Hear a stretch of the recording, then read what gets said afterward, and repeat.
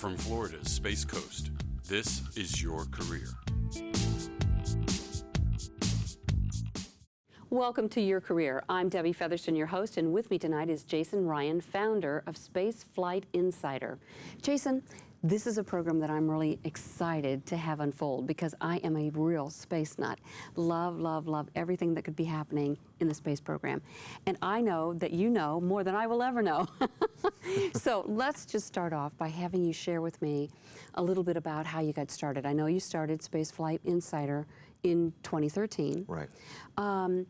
What made you decide to form this type of a business when there were already so many outlets in existence at the time? I don't know. You know, Debbie, that is a great question. I would have liked to have my mental health at that time checked because, like you said, there's blogs and webcasts and there's space.com and there's 20 different websites out there. Really?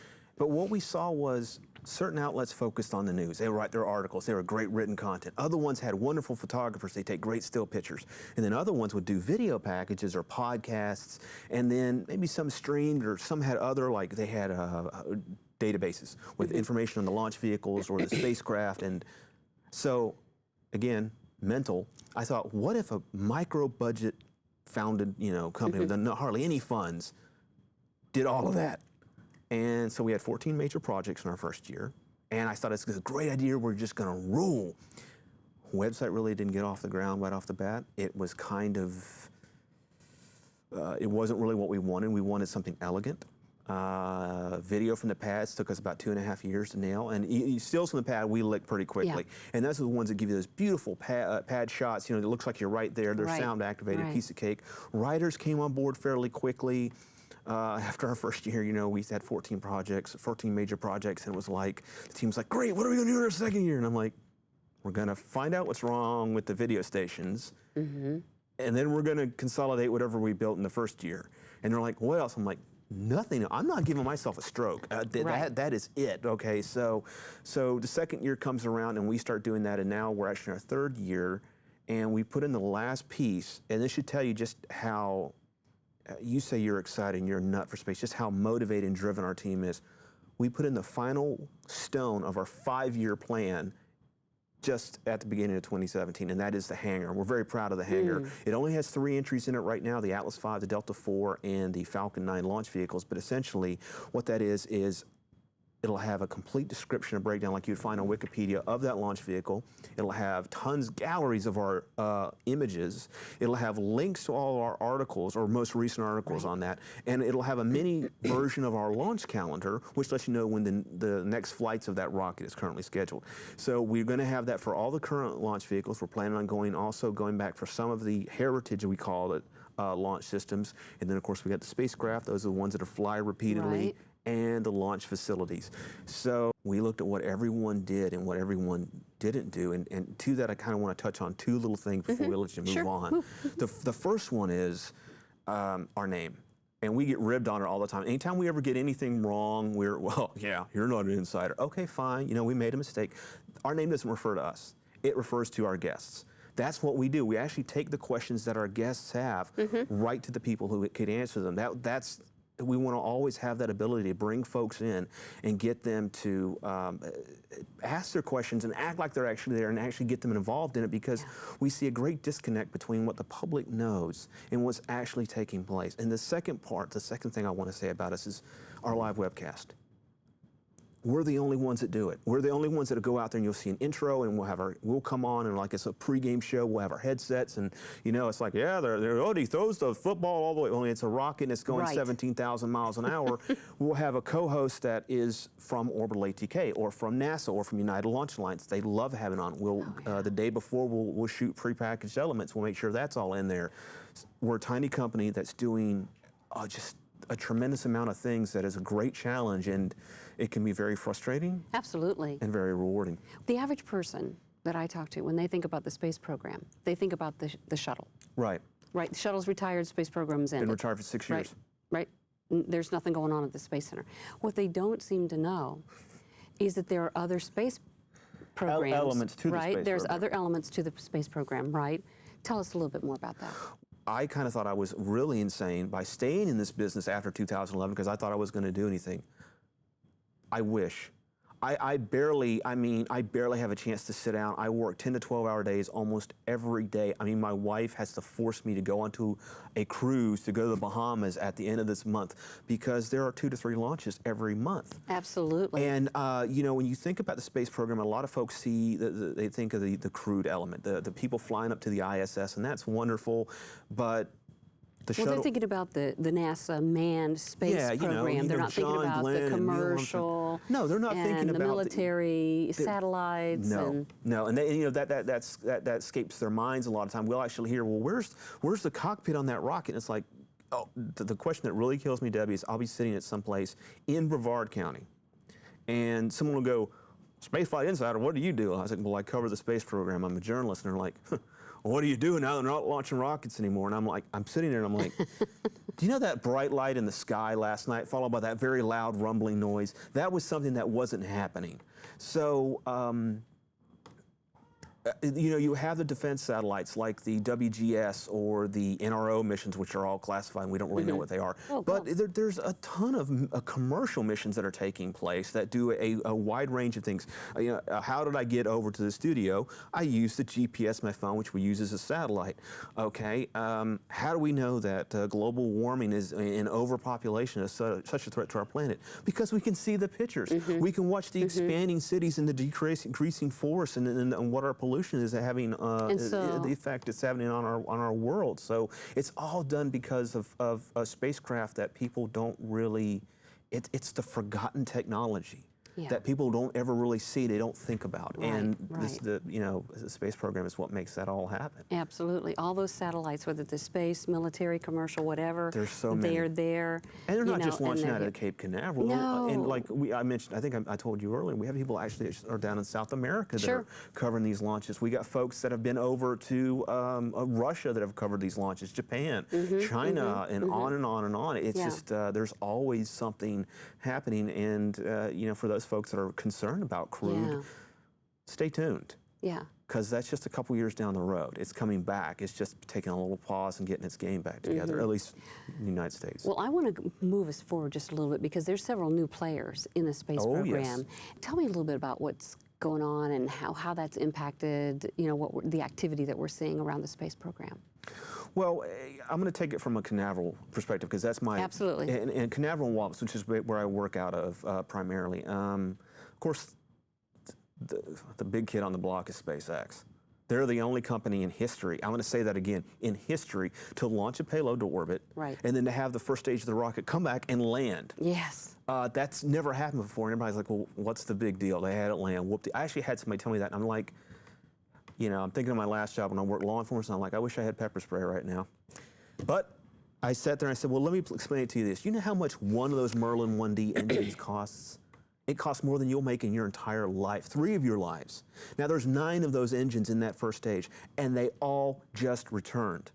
And guess what? They're not going to go to waste. They're going to refurbish that engine. There's some lines they got to replace. There's some equipment they got to place, and then they're going to fly that stage again. So what does that do? That brings the cost of launching payloads to orbit astronomically down. Then you got folks like Blue Origin who are developing new engines for, oh gosh, the new next generation launch system. I believe it's the BE-4 rocket engine that they're developing. And they've also done some suborbital, not quite as far as SpaceX, some reusability in their engines. You have Sierra Nevada, one of the astronauts who went to work there, he said, we're going to bring the sonic booms back to the Space Coast. And it looks like it's going to happen because they're going to have a space plane, their Dream Chaser space plane, land back out at the shuttle landing facility. So there's all these exciting developments that are being done by commercial space. Now, what is commercial versus private space? I really appreciate you exploring that because I think that's a question most of us have. There's a lot of confusion because this world is just thrown about. It's like flyers, you know, hey, come to our discotheque, commercial. What does it mean? Space has always been commercial, okay? Since NASA started in the beginning when they first launched Gus Grissom, Alan Shepard, John Glenn, the Mercury capsule was built by McDonnell Douglas. So was the Gemini capsule. Now, the Apollo capsule was built by North American, and then you have the shuttle, the initial versions of were built by Rockwell, I believe. So they're all commercial companies. They're getting a federal check, but they're done by commercial companies. So what's the real difference here? Well, you have the Cygnus spacecraft that's built by Orbital ATK. You have the Dream Chaser space plane, which is built by Sierra Nevada Corporation. Then you have the Dragon cargo vessel, which is reusable, very great commodity there, like Dream Chaser. Dream Chaser lands on land, and by the way, Dragon would splash down on the ocean. So you have these three vehicles, and they're also produced by commercial companies. Cygnus is by Orbital ATK, Dream Chaser, Sierra Nevada, and Dragon by SpaceX. What's the difference? When the shuttle landed, the space shuttle, the one that everybody's familiar with, out of the SLF, it was the property of NASA. It belonged to NASA. When the Dream Chaser, let's make a very similar comparison there. When it lands at the SLS, the cargo will be taken out of the back, the experiments from the ISS and so on and so forth, that belongs to NASA, but that spacecraft is the property of Sierra Nevada. That's the same for Cygnus. It's also the same for the other crewed vehicle that... Because they privately funded the development of those vehicles. Well, they didn't totally fund it, but they got their skin in the game. A large part. So it's like when Dragon is splashed down out in the Atlantic, or I think it's the Pacific actually, the Pacific, they bring it back on. They say, "Oh, here's your cargo. Have a nice day," and they take their spacecraft back and they refurbish it. So that's the big distinction there, and that's actually helpful. The way it should be, in my opinion, because, like I said, Alan Shepard went to suborbit in 1961. We first flew to our first astronaut, John Glenn, to orbit in 61. Right. We've been there. Not to use a term I really don't like. We've been there. We've done that. Okay, we've already done the pathfinding. It's time to hand that element of the space exploration efforts on to somebody else. Right. I'm really curious. You know, with the Project Constellation being canceled by the Obama administration, where do you see the space program really? The crewed space exploration? Yeah. First of all, I want to take it back to George W. Bush. He gave us the constellation and the vision for space exploration, Moon, Mars, and beyond, which is a sensible approach. The Moon has resources we can use. It has 1/6 of Earth's gravity. And let me explain what that means real quick. If you're going to launch out of Earth's one full gravity, you need 6 times the fuel and everything to get it just to orbit. So if you launch from the Moon, if you have a shipyard, say, on the Moon, and fuel, which is on the Moon, you don't have to launch any of that into orbit. It's all there. We have titanium on the Moon, helium-3, oxygen, hydrogen, everything you need. Why not we put something on the Moon and make it a shipyard? And anyway, great idea there. All right. So we moved on from that. But Moon, Mars, and beyond would have been great. Obama comes in and he's done a lot of great stuff for commercial, but when I was there in April 2010, and when he says, well, as far as the Moon goes, we've already been there. And I was looking for a rock or like maybe, a hammer or something just to throw it. I'm like, we're not tourists. It doesn't work that way. Yeah. What we should do is pathfind, what NASA should have done or been allowed to do is pathfind to the Moon. And then once, just like we've done with orbital operations with the ISS, which is what these commercial companies are doing, once they've gone to the Moon and figure out how that problem licked, move on, and then let the commercial companies handle the Moon base, and then go to the Mars and then beyond. It's building an interstellar, I don't want to use the star term, but I don't know, intersolar sounds kind of silly, an intersolar highway ever outward. It makes sense. And his efforts basically were tantamount to wasting $9 billion and 6 years worth of work. Right. Congress, in a very rare show of leadership, said no, and they kind of put NASA on this wonky 2-path forward program. Commercial companies handle LEO, and the SLS and Orion will handle BO, Beyond Earth Orbit operations. So I think it's a good approach. I think it corrects the shortcomings of the Obama administration. But having said that, there were some good elements to the Obama's 8 years in office. I just don't think anything beyond Leo. He just kind of messed up a little bit there. Gotcha. Well, I'm just curious. Given that, we haven't had any manned space flight, right, for some time now. 6 years. 5, 6 years. Okay. On our own. On our own. And we're hitching a ride with the Russians. How much longer do you think? And it's very costly. So, any sense of time? Yeah. They're saying 2018. I think that's optimistic. I have a background in law enforcement in the military, so I tend to side on the pessimism side. I would say we will see test flights, and these are uncrewed test flights in 2018, and I think we'll see our first crewed flights in 2019. Okay. So that's my bet. Now, of course, SpaceX is getting ready to bring something to life soon, which is Launch Complex 39A, right, which hasn't seen a vehicle since 2011, and when it did, it was the shuttle. So we're all in the space news industry. Sure. We're kind of excited about that because it's seeing some stuff that we really loved and cared about coming back to life. So I'm just curious, what do you think, now that we have a new administration, what do you know about their attitude or position in terms on space? Very little. We've heard a lot of rumblings, and we've seen actually some motion in Congress to bring the moon back into the equation.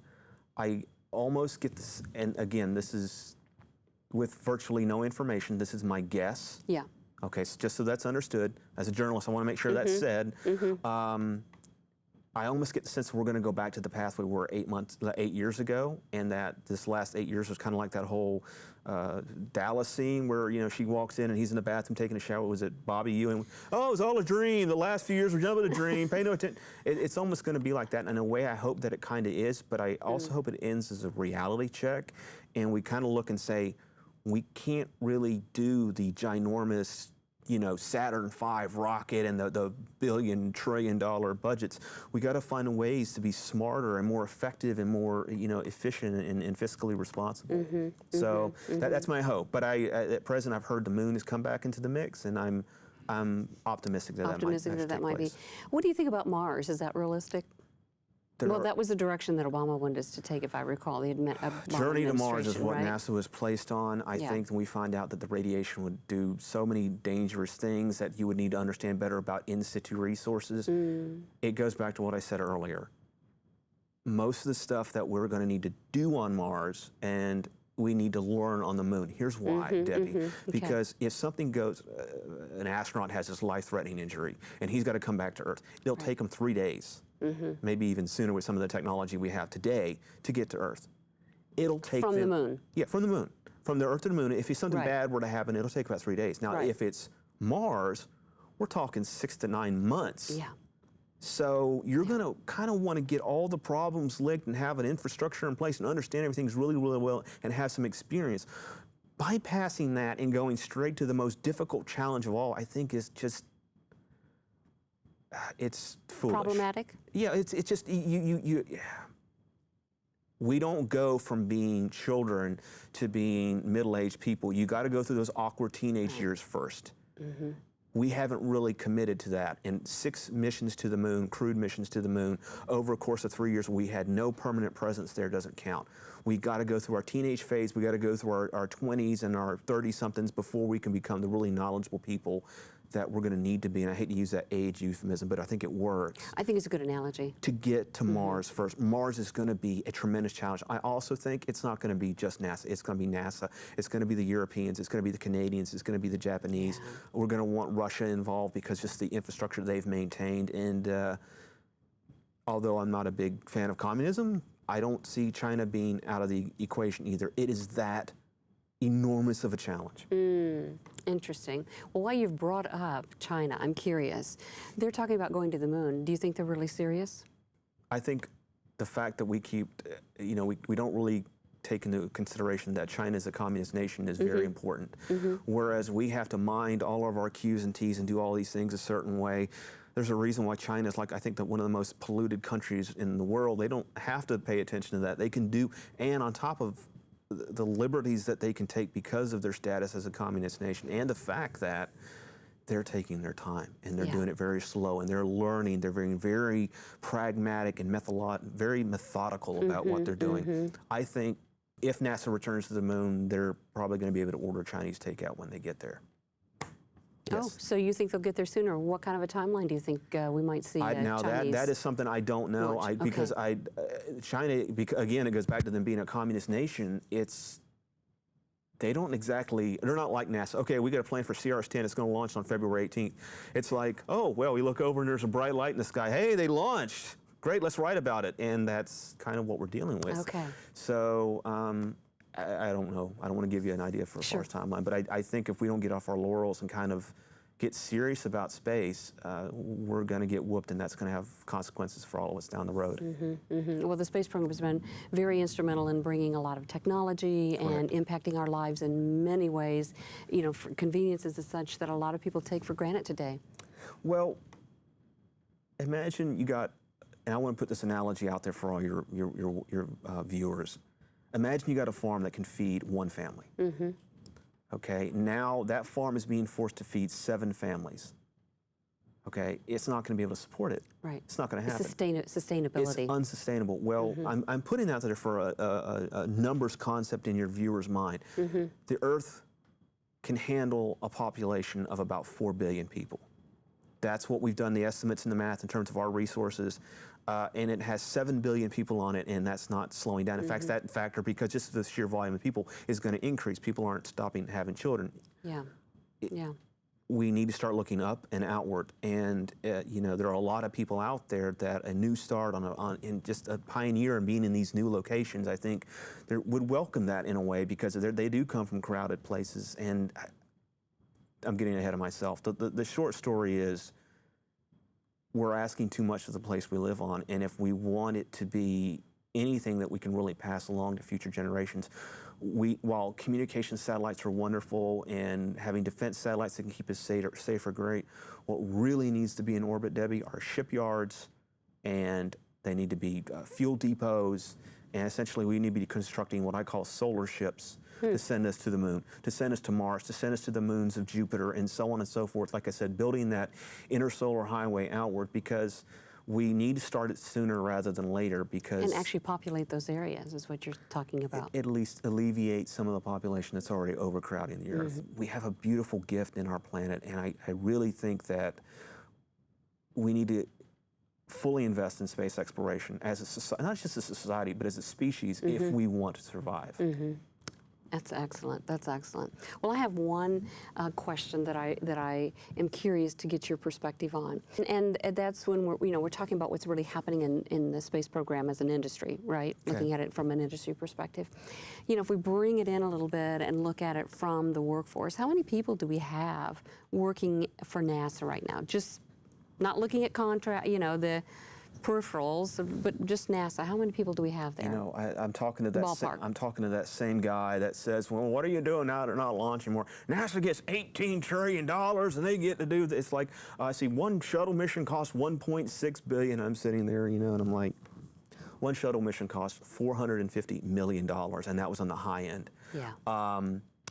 That's still a lot of money, but having said that, the space program today, NASA today, roughly has a little over, I think, 18,000 employees, federal employees, and that's at Johnson, that's at Kennedy, that's at Wallops, that's at Glenn, that's at JPL, that's you know, at every place in between, and that's the astronauts. And for, you know, NASA budget is rough 18.5 to 18.7 billion per year. Now that's roughly a penny, I think it's either a half or a third of a penny out of every tax dollar. And for that you get the International Space Station. For that you get the astronaut corps. For that you get all the technological advances that and the satellites and on all that great stuff and all the stuff that we've learned about our solar system, our planet.